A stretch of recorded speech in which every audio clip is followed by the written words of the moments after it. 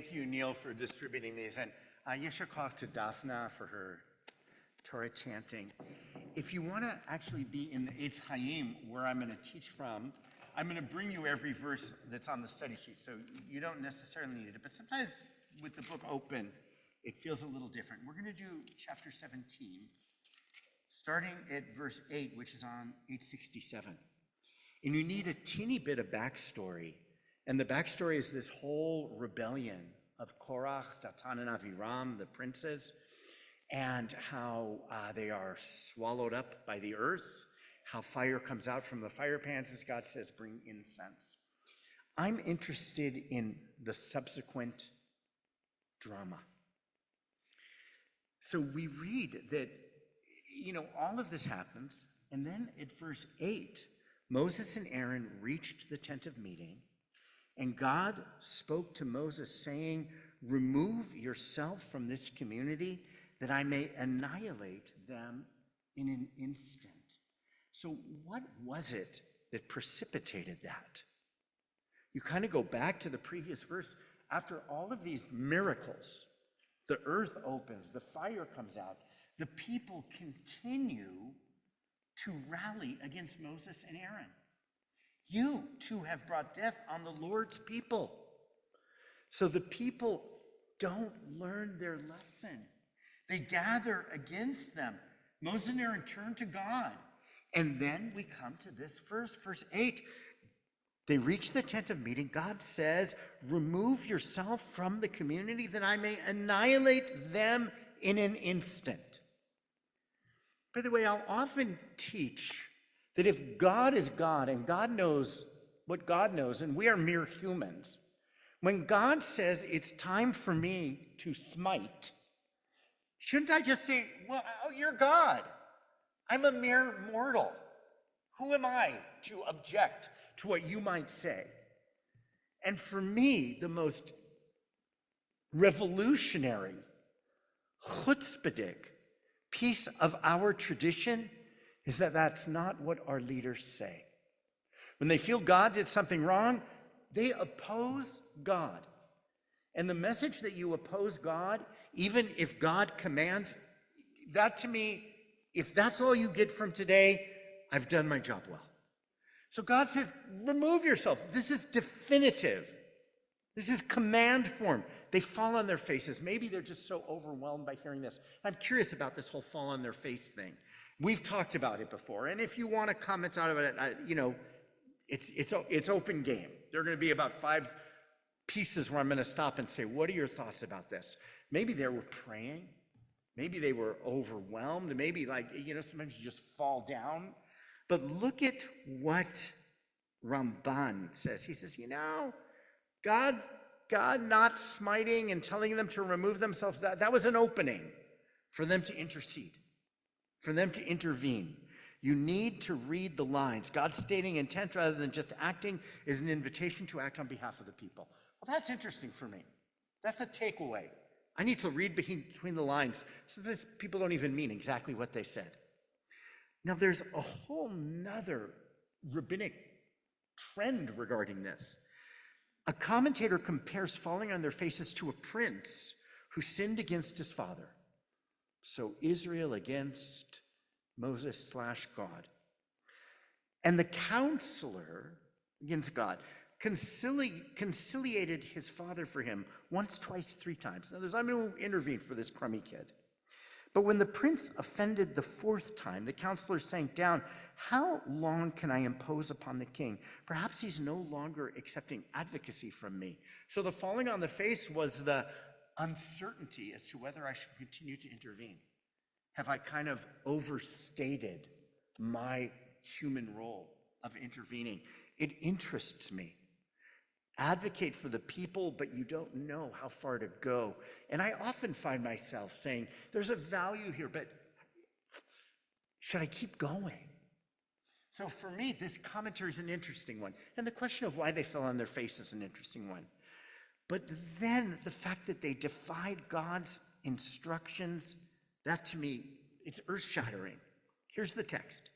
Moses said to Aaron, "Take the fire pan, put on it fire from the altar. So from a literary point of view, you need to know that this is exactly what happened with Korach and their followers. So we're repeating the act. By the way, he's saying this in defiance of the God who told them to do something similar.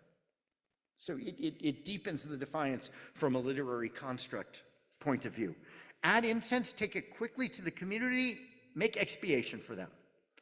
For the wrath has gone from the Lord, the plague has begun. So despite being the targets of the people's wrath and unfair judgments, Moses and Aaron intercede. By the way, that's another takeaway. Can I hold on to connectedness amongst peoplehood when my people have made me so angry that others might even lash out against them? And you hear me say this a lot, and I really mean it. I think it's so easy to point at all of the disconnects within our people and to be angry about them, some of them which we should be angry about. But Moses and Aaron say, you never, ever fully disconnect.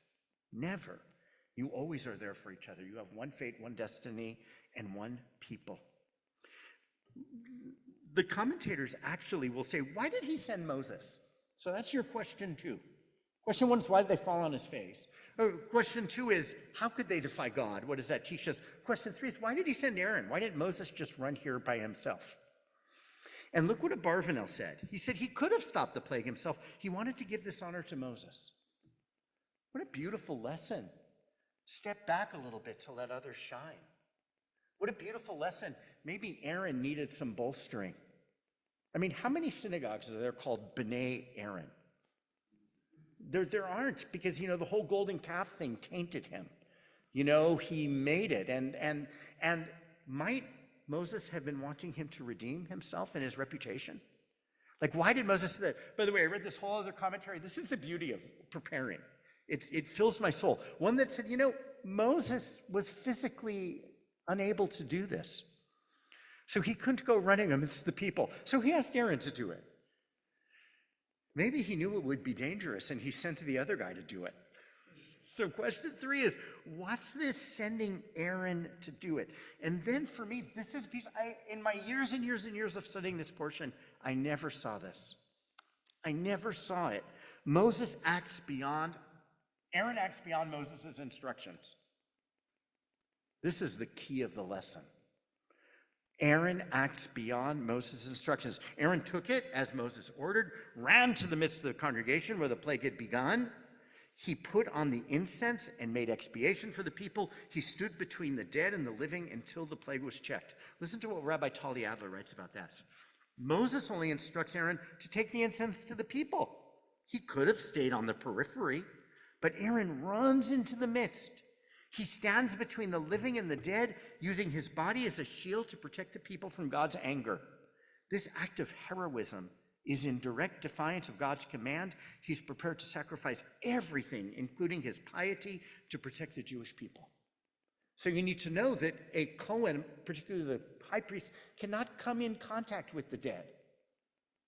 Aaron did that.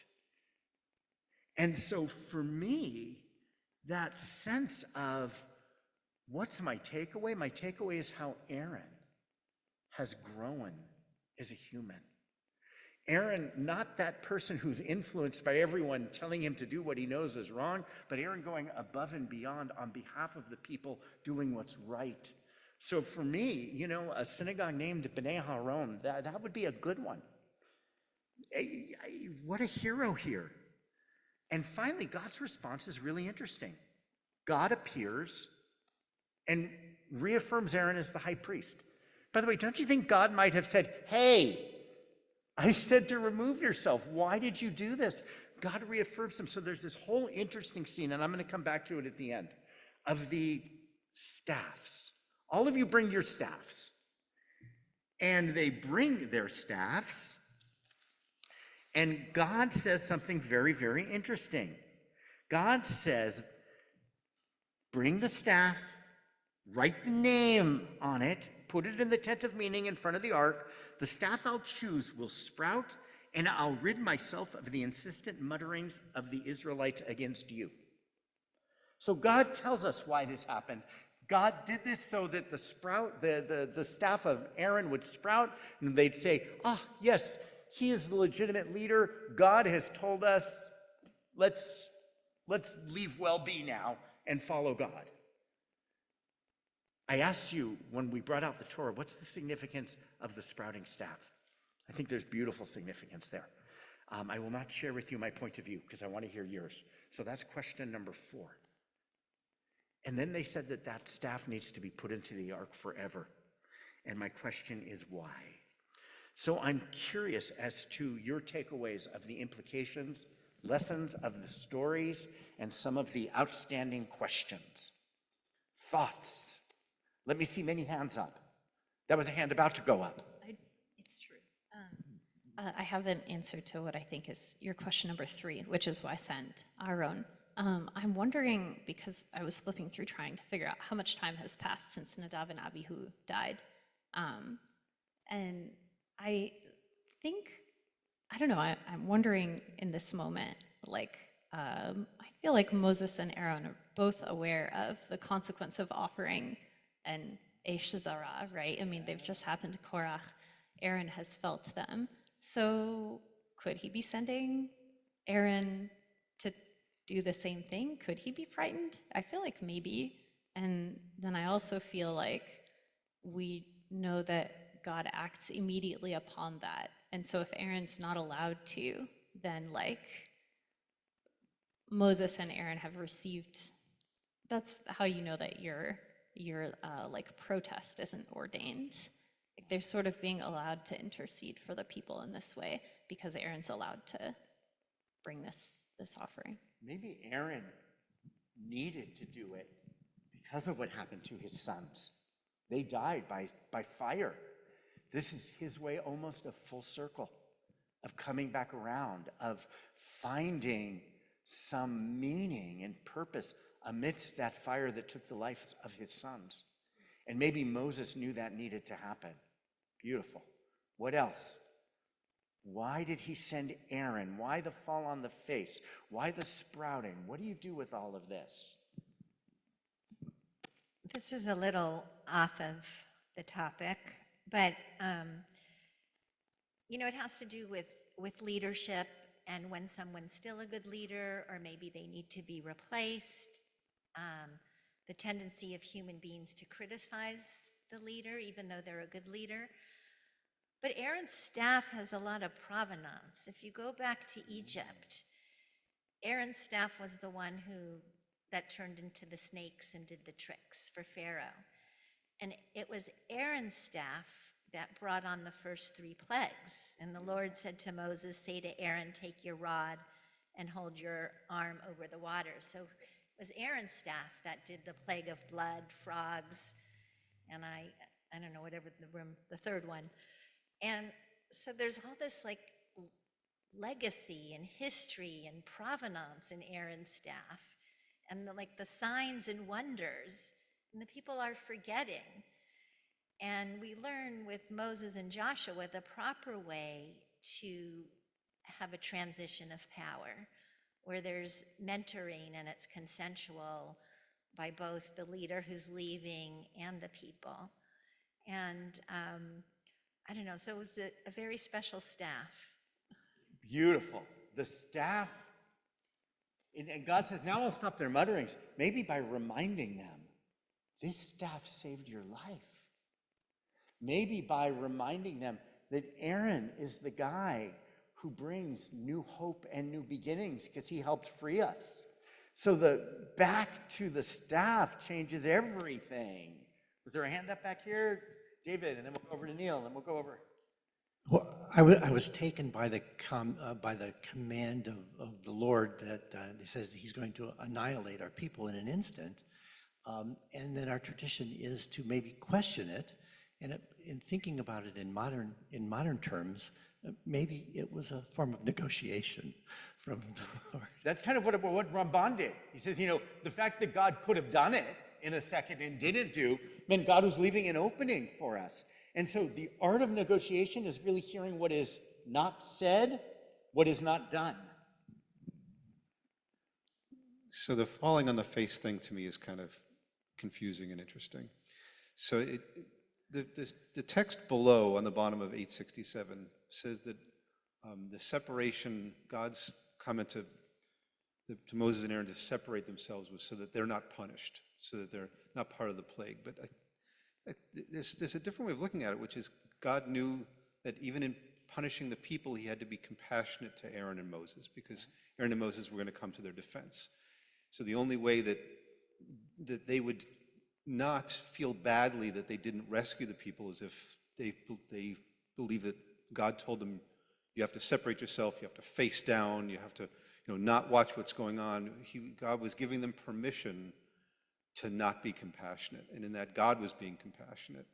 And there's a weird echo, so something that we studied in Torah study, like I guess it was years ago now, that I never quite figured out, which is on the bottom of 1116, which is if you come across a mother bird and her nest, you should send the mother bird away before you eat the babies.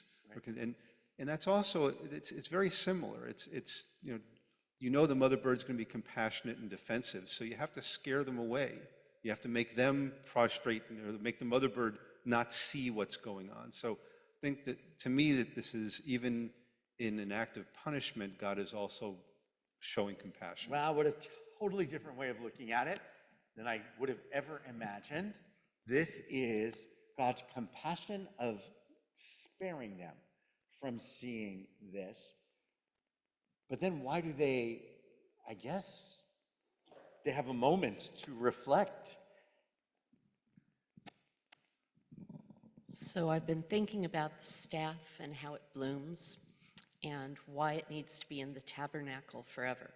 Yeah. And I think it's God's acknowledgement that we can grow and change. Aaron has grown and changed, and that's why he chose the staff. Beautiful. And why it needs to be in the tabernacle forever, to remind us that we are all capable of growing and changing and learning. That's such a beautiful way of explaining why is it there forever? Aaron changed. Aaron changed. And so often you get kind of defined by your worst moments. But this says, no, we're going to define Aaron by the sprouting, the blossoming, the hope, the regeneration, the new life that was brought. Is there a hand over here? Yeah.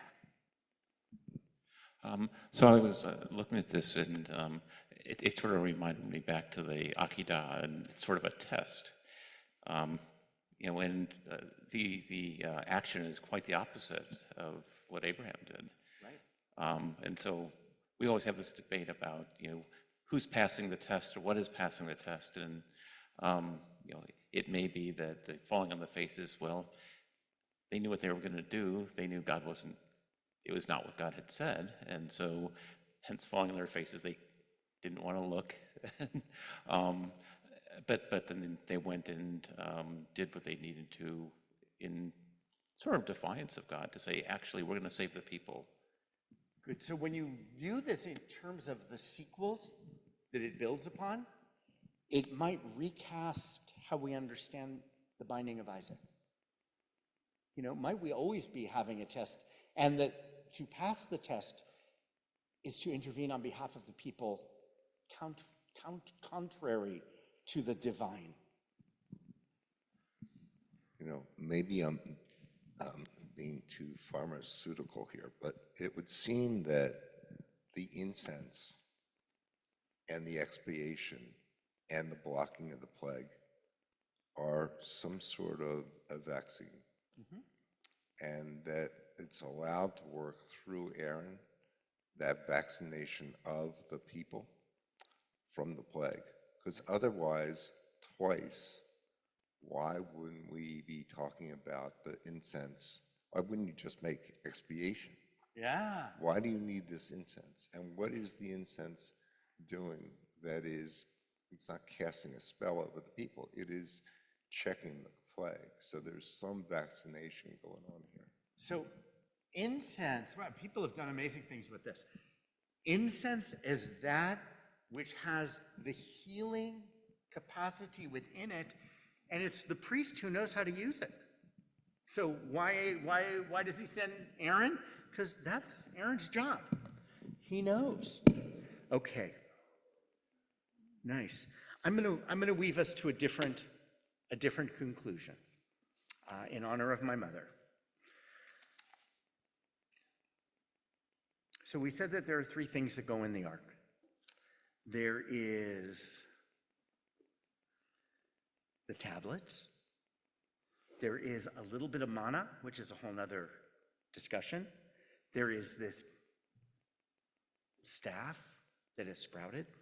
And it's not until the Talmud that we learn that there's a fourth thing, which I've told you, is the broken tablets. The broken tablets are put into the ark. And that for me is one of the most symbolically beautiful, meaningful things. Because we should just say the broken tablets, they're Moses' anger, let's dispose of them. But this says that there's holiness in that which is broken. And in a line in Talmud, they say, what do we do with an old person who has forgotten their learning? Like, are they no longer useful? They say, oh, no, no, no. Remember that the broken tablets were put into the tabernacle and they retain their holiness. And at a time when many of us are dealing with cognitive decline in parents and loved ones, to be able to say that the person who's declined cognitively has holiness that merits being placed in the ark is one of the most comforting things in the world for me. And if I am to honor my mother, I will mention that she cared for my father with such love as he declined. She insisted that he stay at home, far beyond when we, the children, felt that it was safe, because she saw his holiness and she honored it every day. And so my job is to say, how do I honor the holiness of those with dementia and Alzheimer's and declined cognitive abilities? And I truly believe just to be present, to show love, to care. And it's why we honor my mother by trying to visit my father as much as we can. And I will say that it's not an easy thing to do. You know, I don't talk about my dad as much as I talk about my mom. My dad has been in this compromised state for many, many years now. And it's both painful and my obligation as Leah's son is to honor and to nurture his holiness. So in honor of my mother's yahrzeit, I will conclude with the holiness of the broken tablets that are placed in the ark. And now I'll go do this next door. We'll see what they come up with. And I will look forward to seeing everyone at Kiddush. Since I will not be here for announcements, please remember the program that's tomorrow. Ask David if you have any questions. And I did tell myself that I was going to do one announcement today. And that is our new interim executive director, Sarah.